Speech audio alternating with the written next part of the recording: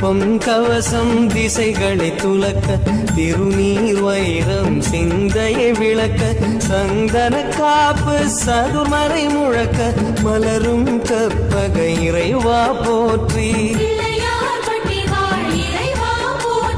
கலியுகம் காக்கும் கணபதி நாதா வலம்புரி நாதா அபயம் அபயம் அபயம் அருளும் இறைவா போற்றி